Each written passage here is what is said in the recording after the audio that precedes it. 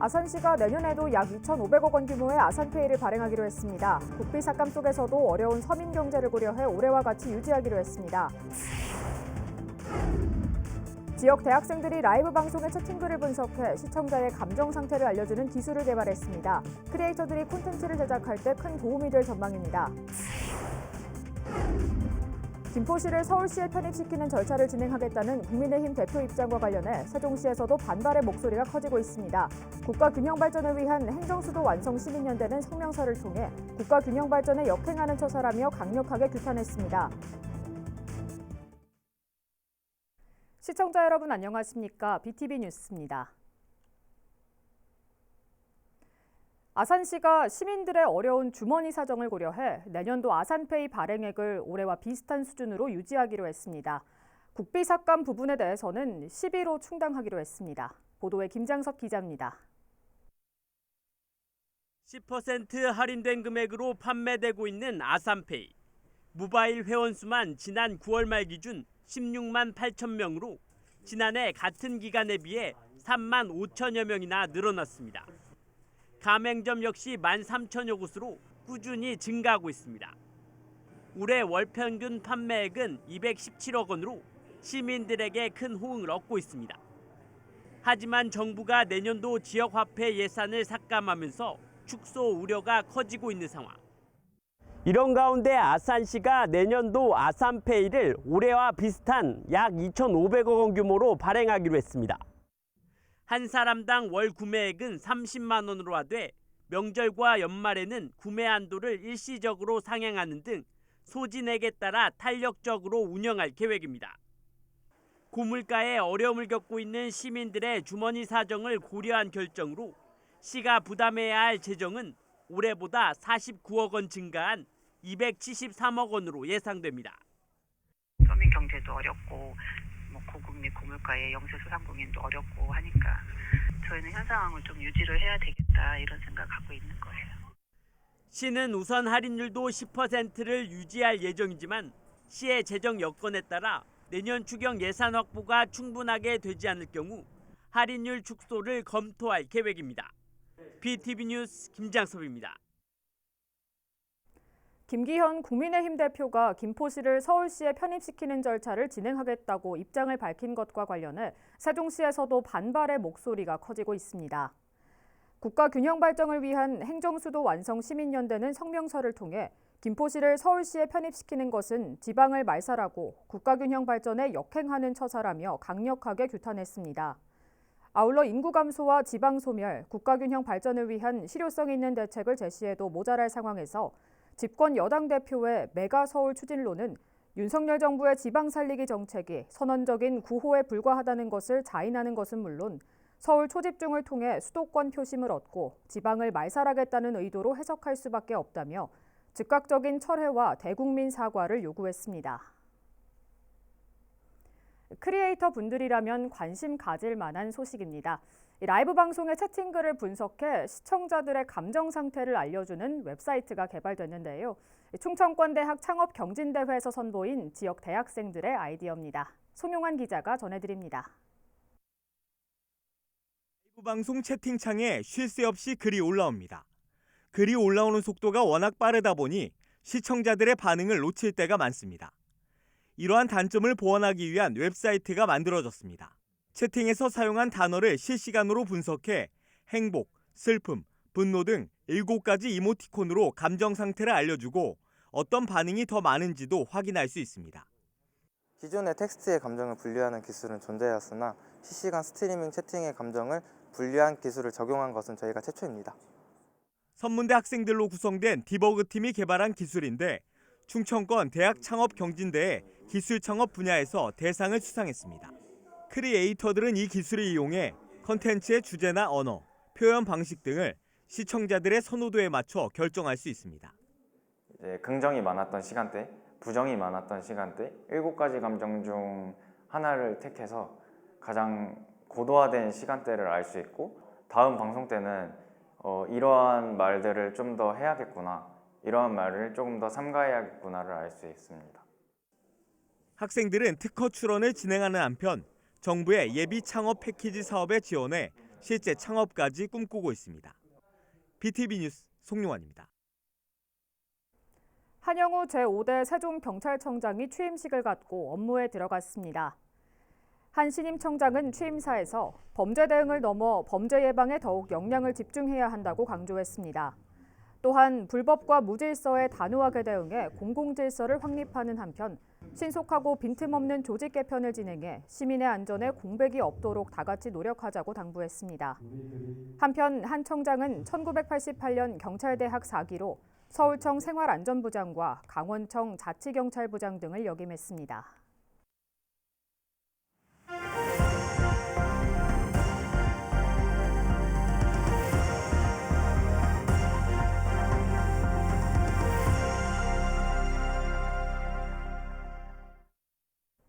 지역 소멸 위기를 극복하기 위해 다양한 시각에서 실태를 점검하고 또 대안을 찾아보는 케이블 TV 공동기획 시간입니다. 지방자치 30년이 넘도록 지방은 중앙정부에 의존하는 발전을 거듭해 왔습니다.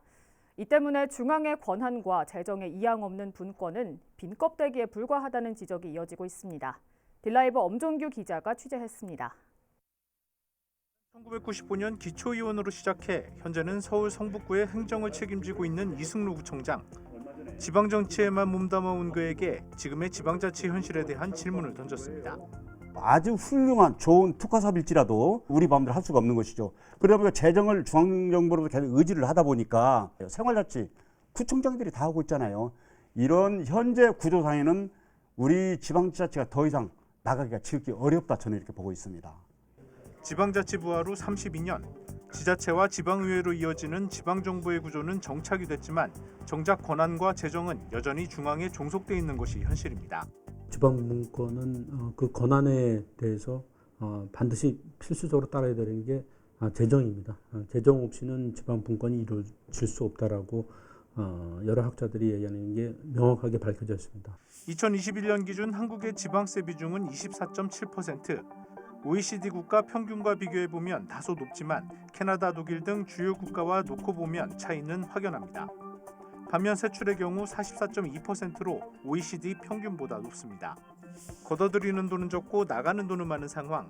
복지 지출 증가가 원인으로 대부분은 지방교부세 등 이전 재원으로 충당하고 있습니다. 결국 지자체들은 지역 특성에 맞는 자체 사업은 손도 못 대는 실정입니다. 중앙에서 나오는 대부분의 예산들이 이제 매칭이잖아요. 지금은 대부분이 5대5 이렇게 가버리니까 아예 손을 못 대는 거죠. 예, 새로운 신규 사업 거의 불가능합니다. 그렇다고 재정자립도 등 지역마다 형편이 다른 상황에서 일률적인 권한과 재정의 이양도 어려운 상황입니다. 때문에 차별적 분권, 즉 영국의 분권 협상 제도를 눈여겨봐야 한다는 목소리도 등장했습니다. 이제 지방은 지방 나름대로 달리 이 분권을 요구해야 되고 중앙정부는 거기에 발맞춘 분권을 줘야 되는 거죠. 경상북도 청송군의 분권의 요구 정도와 경기도 성남시의 분권의 요구 정도는 다르다는 명확한 설정이 있어야 된다는 거죠. 여기에 한 발 더 나아가 지방이 자체적으로 세원을 발굴할 수 있도록 길을 열어주기 위한 관련법 개정 요구도 이어집니다. 지방에서 자율적으로 세원 개발하고 세율도 자율적으로 정할 수 있는 그런 권한까지 지방으로 이전을 해줘야 우리 자립도가 겨우 20% 전했는데 여기서 나오는 조세 수입으로서는 공무원들 봉급, 청소 이 정도가 딱 맞는데 나머지 사업들은 중앙에 의지할 수밖에 없잖아요. 근데 안 돼라고 해버리면은 지역 소멸과 함께 다시 한번 주목받고 있는 지방 분권. 하지만 권한과 재정 없는 분권은 스스로 책임지고 처리한다는 자치의 의미를 담기에는 부족하다고 지역은 이야기하고 있습니다. 딜라이브 뉴스 엄종규입니다. 인구 100만 이상 대도시인 경기 수원과 용인 등 전국의 4개 특례시도 출범한 지 벌써 2년이 돼갑니다. 특례시 승격으로 일부 광역자치단체 권한이 넘어왔지만 이양된 권한은 10% 정도에 불과한데요. 지방분권의 대표 모델로 떠들썩하게 등장했던 특례시. 하지만 반쪽 특례시 오명을 벗으려면 아직도 갈 길은 멀어 보입니다. 이어서 SK브로드밴드 박희분 기자가 보도합니다. 경기 용인과 수원 고양 그리고 경남 창원시. 지난해 1월 출범한 4개 특례시입니다. 지방분권의 대표 모델로 출범한 지 2년이 다 되어가지만 4개 특례시가 중앙부처나 광역지자체로부터 넘겨받은 권한은 9개 뿐입니다. 지원협의회를 구성한 특례시들이 행안부와 함께 발굴해 이양을 요청한 86개 기능의 10% 수준입니다. 개별 권한마다 일일이 법 개정이 필요하다 보니 추진이 쉽지 않다는 한계가 있습니다. 때문에 4개 특례시는 특례시 지원 특별법이 통과되기만을 기다리고 있는 실정입니다. 특례시에 걸맞는 행정과 일을 할 수 있는 충분한 권한은 부여되지 않았습니다. 시장이 힘을 모으고 4개 특례시의 국회의원들과 시도의원들께서 힘을 보태주신다면 특별법 제정이 이루어지리라고 생각을 합니다. 특별법은 행정재정적 지원과 국가균형발전 특별회계 별도 개정 설치, 국무총리 소속 특례시 지원위원회 설치 등의 내용을 담고 있습니다. 올해 초에는 국회 정책토론회까지 열렸지만 특례시 기능의 핵심인 재정권한 확보는 여전히 답보 상태입니다.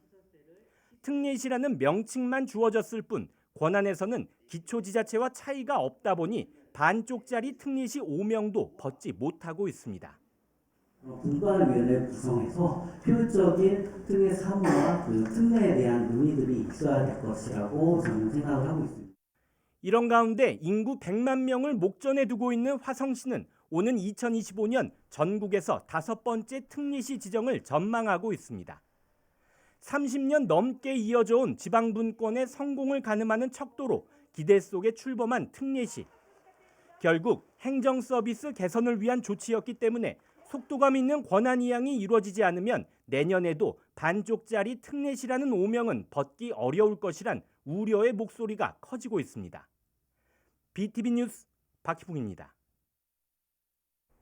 이처럼 가속화되고 있는 지역 소멸을 해소하기 위한 방법으로 정부가 산업은행 부산 이전에 속도를 내고 있습니다. 하지만 산업은행법 개정안은 아직까지 국회에 계류 중인 상태로 반쪽짜리 이전이 될 수밖에 없다는 우려도 나오고 있습니다. HCN 최현광 기자의 보도입니다. 지난달 31일 윤석열 대통령은 국회 시정연설을 통해 산업은행법에 대한 조속한 처리를 당부했습니다. 이 개정안은 현재 국회 정무위에 계류 중인데 더불어민주당 내 의견 조율만 남은 상황입니다. 앞서 지난 5월 정부는 KDB 산업은행의 부산 이전 공공기관 지정안을 공식 고시했습니다. 이후 연구 용역을 통해 최소 인력 100여 명만 남기고 모든 기능과 조직을 부산으로 이전하는 안을 택했습니다. 본점 이전 계획안 승인 절차를 진행하기 위해선 법 개정이 필수인 셈입니다. 국민의힘 부산시당도 산업은행 부산 이전 추진위원회를 결성하는 등 산업은행 이전에 사활을 걸었습니다. 양당 원내 지도부에서도 이 문제를 가지고 협의를 하고 있는 것으로 알고 있습니다. 그래서 올 정기국회 통과를 목표로 열심히 노력하고 있습니다. 현재 추진 중인 법 개정안은 소재지를 변경하는 데 난항을 겪고 있는 상황입니다. 4조 1항을 보면 본점 소재지가 서울로 돼 있는데 현재 3개의 관련 법 개정안이 제출됐습니다. 송기현 의원은 소재지를 정관으로 정한다는 내용을 포함시켰고 서병수 의원은 부산시에 둔다, 김두관 의원은 대한민국에 둔다라고 명시했습니다. 현재 더불어민주당의 반대로 국회 상임위에 계류 중이지만 부산 지역에서도 무늬만 이전은 지역경제 활성화에 어떠한 도움도 되지 못한다며 목소리를 높이고 있습니다. 저희들이 볼 때는 산업은행 역시 100% 완전히 한 주요 기능들이 부산으로 이전하는 방향으로 가야만 실제로 그 의미와 효과가 제대로 발현될 수 있겠다 이렇게 말씀드리고 싶습니다. 윤석열 대통령이 공약으로 내걸었던 산업은행 부산 이전, 공공기관 지방 이전의 성공적인 사례로 떠오를 수 있을지 관심이 모아지고 있습니다. HCN 뉴스 최현광입니다. 앞서 보신 보도와 같이 수도권과 지역의 격차가 벌어지면서 지역 간 불균형과 인구 소멸 위기는 더 이상 방치할 수 없는 상황이 됐습니다. 지방 분권형 개헌 요구가 끊이질 않는 이유입니다. 이관성 기자가 보도합니다. 우리나라의 국가사무와 지방사무 비율은 약 7대3, 국가사무가 지방사무의 배를 넘습니다. 조세 수입은 국가와 지방이 약 8대2 비율인데 재정 지출은 국가와 지방이 약 4대6 비율을 보입니다. 지방정부는 조세 수입보다 재정 지출이 많다 보니 중앙정부에 의존하는 일이 많고 중앙정부는 지방정부에 위임하는 사무가 많습니다. 지방정부는 중앙정부가 획일적으로 만든 정책을 대행하는 과정에서 지역 상황에 맞지 않는 시행착오를 경험합니다. 그런 정책들은 해당 지역 주민들의 피부에 와닿지 않아 비효율적인 정책이 되고 맙니다. 중앙 관료가 아무리 우수하다고 하더라도 지역의 문제를 속속들이 알 수가 없는 거죠. 지방 정부는 지역에서 가장 가까운, 주민으로부터 가장 가까운 자치단체고 정부이기 때문에 지역 문제를 고민하기에는 중앙 정부보다 더 적합하다라는 게. 지방정부는 자치 입법과 조직 운영에도 한계를 안고 있습니다. 지역 실정에 맞는 조례를 만들려고 해도 상위 법령 안에서만 제정할 수 있고 행정기구 설치와 지방공무원 정원도 대통령령에 따라야 하기 때문입니다. 상황이 이렇다 보니 지방은 지방자치 30년이 넘도록 중앙정부에 의존하는 발전에 머물고 있습니다. 수도권과 지역 격차는 더 벌어지고 불균형 발전과 인구 소멸 위기는 더 이상 방치할 수 없는 상황입니다. 균형 발전도 그렇고 지방 분권도 그렇고 강력한 입법적인 뒷받침이 돼야 됩니다. 우리가 앞으로 어떤 입법을 가지고 지방 분권과 균형 발전을 밀고 나갈 것인가, 이것이 그 다음 총선 과정에서 논의되고. 정부는 지방자치 분권과 균형발전 특별법 제정을 통해 지난 7월 대통령 직속 자문기구인 지방시대위원회를 설치했습니다. 지방시대위원회는 지방이 주도해 지역 특성에 맞게 준비한 각종 균형발전 시책과 지방분권 과제를 수용할 계획입니다. 하지만 중앙정부와 지방정부 간 계층화가 남아있고 지방시대위원회가 강력한 집행조직이 아닌 대통령 자문기구인 탓에 지방분권형 개헌을 바라는 목소리는 줄어들지 않을 전망입니다. 헬로티비 뉴스 이관서입니다.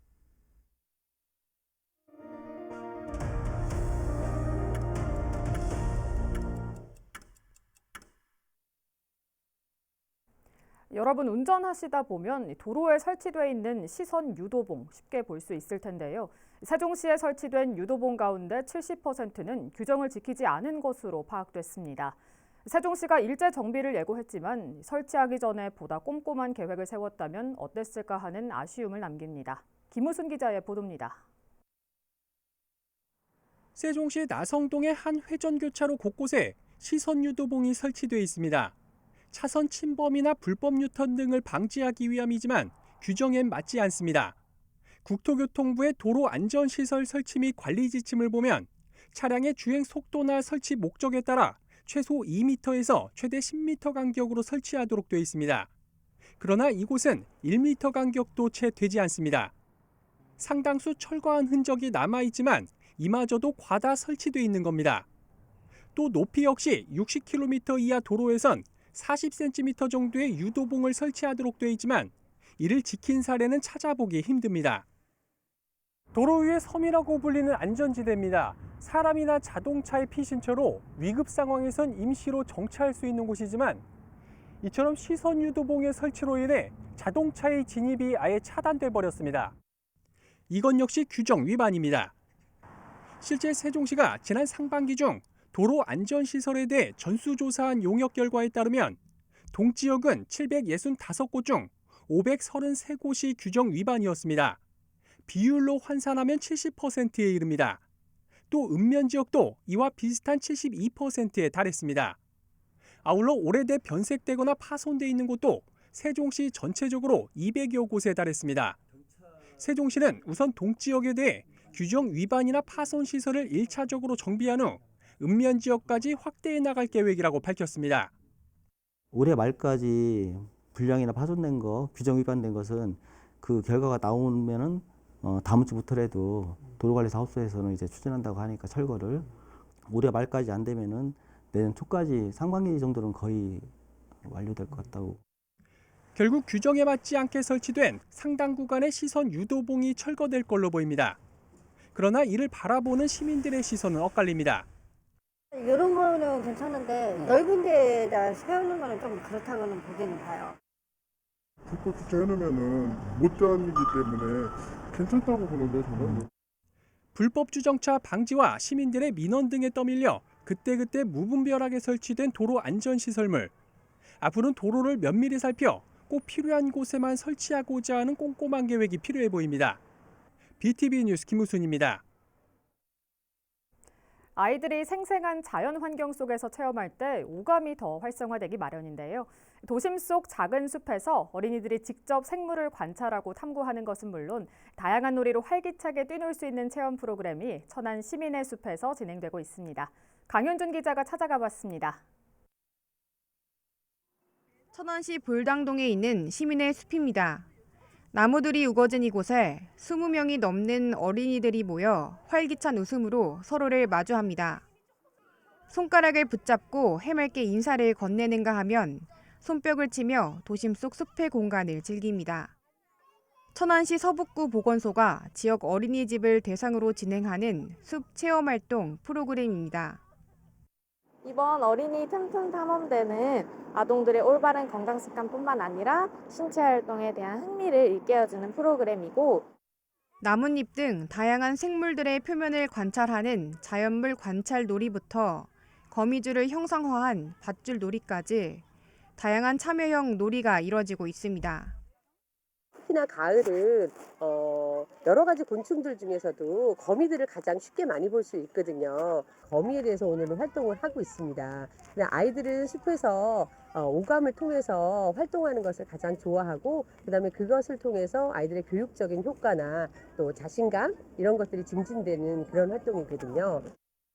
다양한 생물들이 숨쉬는 숲속에서 전문 숲 해설가가 전해주는 이야기에 아이들은 평소 연상했던 이미지를 오감으로 체험합니다. 이렇게 전문가 선생님을 모시고 활동을 하게 돼서 아이들이 조금 더 활동하는 놀이 활동에 있어서 풍성해질 것 같고 교실에 가서도 아이들이 다양한 숲 활동에 대해 이루어진 거를 확장돼서 여러 활동을 할 수 있을 것 같아요. 보건소는 올해 11차례 준비한 체험활동 횟수를 내년에는 30회까지 늘려 아이들의 참여 기회를 확대해 나갈 계획입니다. BTV 뉴스 강현준입니다. 천안 추모공원이 화장로 신설 보수 공사를 위해 내년 2월 말까지 화장로를 35회에서 29회로 단축 운영합니다. 이번 공사는 초고령 사회 사망자 급증과 화장로 증가에 대응하기 위한 것으로 화장로 한 기를 신설하고 기존 화장로의 노후 공해 방지 시설을 교체합니다. 천안도시공사는 화장로 부족으로 4일장을 치러야 했거나 타 지역 화장장을 이용해야 했던 시민 불편이 줄어들 것으로 전망하고 있습니다. 천안시는 지난 7월 1일 기준 개별 공시지가를 결정 공시하고 이달 말까지 이의 신청을 받습니다. 이번 개별 공시지가는 올해 1월 1일부터 6월 30일까지 분할, 합병, 지목 변경 등으로 토지 이동이 발생한 토지로 4,552필지가 대상입니다. 개별 공시지가는 시청 도시계획과와 구청 민원지적과 읍면동 행정복지센터에서 방문 또는 전화로 확인할 수 있습니다. 또 인터넷 부동산 공시가격 알림이와 천안시청 홈페이지에서도 열람이 가능합니다. 빠르게 변화하고 있는 시대에 살고 있는 청년들은 그 누구보다 변화에 발맞춰갈 준비가 돼 있을 텐데요. 지역에서 열린 창업 경진대회와 같이 급변하는 사회에 반짝이는 아이디어를 공유할 수 있는 기회가 더욱 많아지면 좋을 것 같습니다. 이상으로 BTV 뉴스를 마칩니다. 시청해주신 여러분 고맙습니다.